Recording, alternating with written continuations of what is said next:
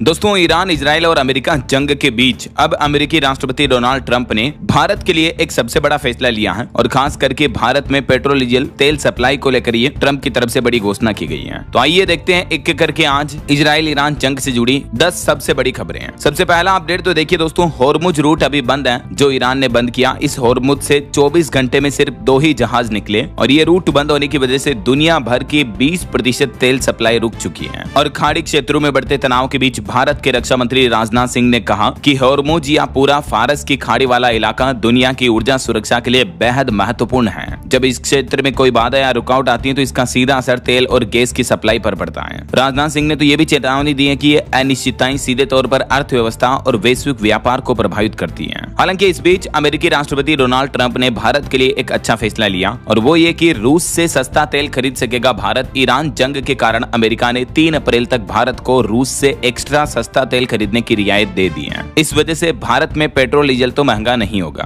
अभी जो middle east में युद्ध चल रहा है, इजराइल, ईरान, अमेरिका वगैरह के बीच जंग, इसके कारण कच्चा तेल $83 के पार चला गया है क्योंकि क्रूड ऑयल की सप्लाई बाधित है। लेकिन भारत के लिए अच्छी बात है, भारत में पेट्रोल डीजल के दाम बढ़ने का संकट फिलहाल खत्म हो गया क्योंकि भारत को रूस से कच्चा तेल खरीदने की शर्तों के साथ छूट मिल गई है। अमेरिकी ट्रेजरी विभाग ने भारतीय रिफाइनरियों को 30 दिन का स्पेशल लाइसेंस दे दिया है और ये लाइसेंस 3 अप्रैल तक वैलिड रहेगा। अमेरिका के ट्रेजरी सचिव स्कॉट बेसेंट ने 6 मार्च को बताया कि राष्ट्रपति ट्रंप के ऊर्जा एजेंडे के तहत यह अस्थायी कदम उठाया गया है। ये देख सकते हैं आप, अमेरिका के द्वारा इस बारे में ट्वीट भी किया गया ट्रेजरी सेक्रेटरी स्कॉट बेसेंट की तरफ से। हालांकि इसमें यह भी शर्त रखी गई है कि 5 मार्च तक लोड हुए जहाजों का ही तेल खरीद सकेंगे, ये कंडीशन होगी इसमें।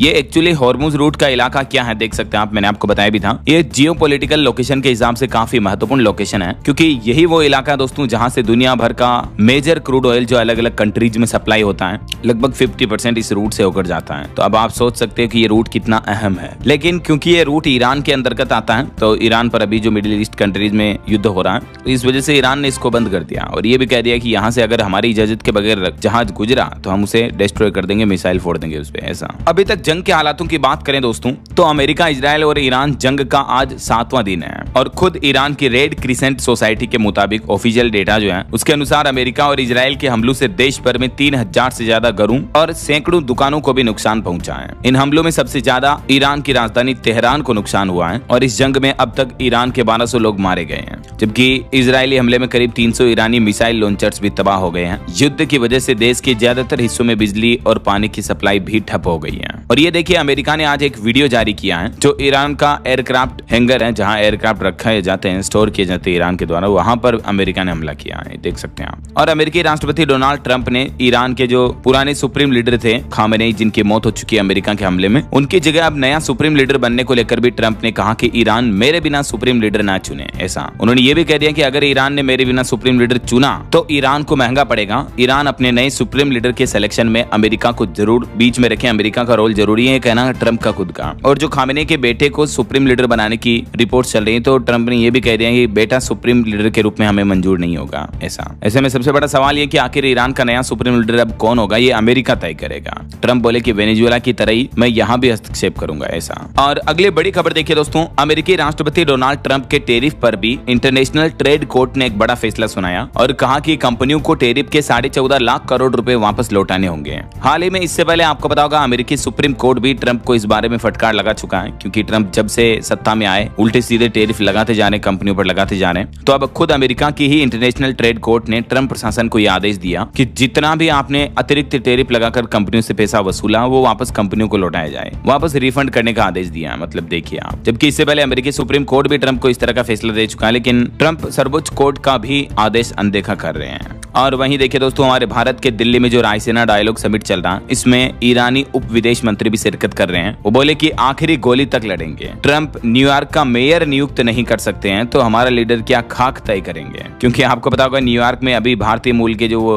मेयर बने थे जोहरान ममदानी, तो उनके चयन पर कटाक्ष मारते हुए ईरान के डिप्टी विदेश मंत्री सईद खतीबजादेह ने दिल्ली में चल रहे रायसीना डायलॉग समिट में अपने संबोधन में कहा कि तेहरान के पास अमेरिकी इजरायली हमले के खिलाफ देश की रक्षा के लिए बहादुरी से लड़ने के अलावा कोई दूसरा विकल्प नहीं है। वो बोले कि हमने कसम खाई है, देश आखिरी गोली गोली और आखिरी सैनिक तक विरोध करेगा। और जो अमेरिकी राष्ट्रपति डोनाल्ड ट्रंप ईरान में नेतृत्व बदलने की बात करते हैं, जबकि वे अपने ही देश में न्यूयॉर्क का मेयर तक नियुक्त नहीं कर सकते हैं, यह एक तरह का औपनिवेशिक जरिया है। वे अपने देश में लोकतंत्र की बात करते हैं, लेकिन ईरान की लोकतांत्रिक सरकार को गिराना चाहते हैं। तो ये अंतर्राष्ट्रीय लेवल पर भी बातें चल रही हैं। हमारे भारत में भी ये आए तो अभी इन बातों पर चर्चा की ऐसा। चलिए अगला अपडेट देखिए। सोना चांदी के भाव पर बड़ी खबर आ रही दोस्तों। सोना 3 दिन में 8,000 रुपए तक सस्ता हुआ। अभी 1,59,000 रुपए प्रति 10 ग्राम पहुंच चुका है, जबकि चांदी 26,000 रुपए गिर कर 2,63,000 रुपए प्रति किलो पर आ गई है। चांदी पिछले 36 दिन में 1.25 लाख रुपए तक के लगभग सस्ती हुई है। बाकी अलग अलग कैरेट के हिसाब से गोल्ड का प्राइस क्या चल रहा है, 14, 18, 22, 24 कैरेट्स भी आप इस टेबल में देख सकते हैं। वैसे तो अभी अंतरराष्ट्रीय लेवल पर तनाव का माहौल चल रहा है और ऐसे टेंशन भरे माहौल में सोना चांदी की कीमतें अक्सर बढ़ती हैं, लेकिन इस बार मार्केट में सेंटीमेंट्स कुछ अलग देखने को मिल रहे हैं। शेयर बाजार में लगातार दिनों दिन गिरावट आ रही है। आज ही देखिए भारतीय शेयर बाजार में फिर से 500 अंकों की गिरावट देखने को मिली। सेंसेक्स 79,500 पर चल रहा है। तो एक्चुअली स्टॉक मार्केट भी गिर रहा है। सोना चांदी, बिटकॉइन, क्रिप्टो करेंसी वगैरह सभी में बड़ा फॉल देखने को मिल रहा है। और अगली खबर देखिए। अमेरिका, इजराइल और ईरान युद्ध के बीच अबू धाबी में फंसी हुई है राजस्थान राज्य की एक बिजनेसमैन फैमिली भी। बोले कि फ्लाइट टिकट के रेट 2.5 लाख तक पहुंच चुकी हैं। होटल में रुकने के भी पैसे नहीं बचे अब तो।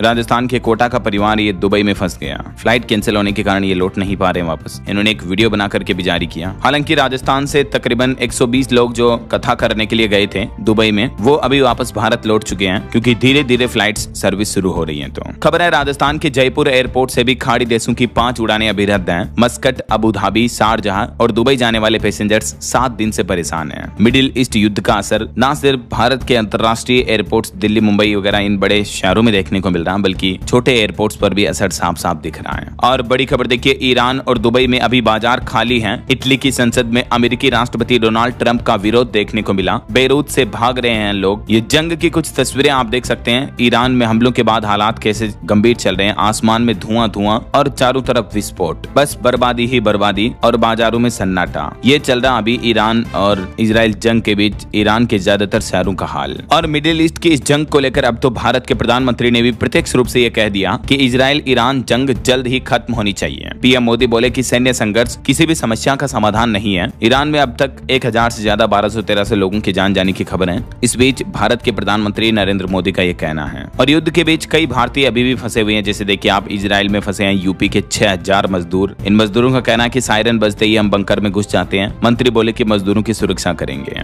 वहीं खबर है कि इजराइल ने नष्ट किए ईरान के कई बैलिस्टिक मिसाइल लॉन्चर भी। IRGC ने भी दावा किया कि हमने हेरोन ड्रोन मार गिराया। ये वेस्ट एशिया के लाइव अपडेट्स आ रहे हैं, देख सकते हैं आप। और खबर है लंबे युद्ध के लिए ईरान तैयार है। IRGC ने अमेरिका और इजराइल इन दोनों देशों को नए हथियारों की चेतावनी दी और कहा कि दर्दनाक चोट मिलेगी। कुल मिलाकर ईरान पीछे हटने वालों में से नहीं दिख रहा है अभी तक की मौजूदा स्थितियों के मुताबिक तो।